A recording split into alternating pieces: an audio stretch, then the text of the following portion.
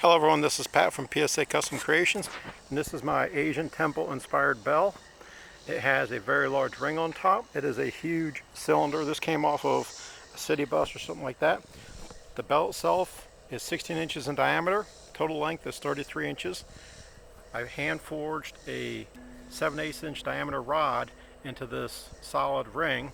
It's been welded to it, cleaned up, professionally powder coated. This is what it sounds like with my baseball on a stick.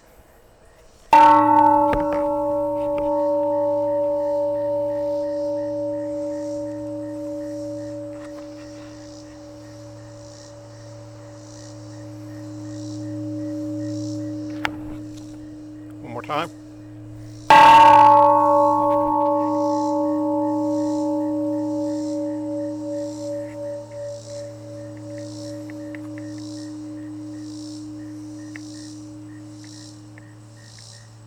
Really nice long resonance, nice sound to it. This thing is big and heavy. It weighs right at 100 pounds. So with its size, it's going to be shipped, ground or with some other method like that. Beautiful bell.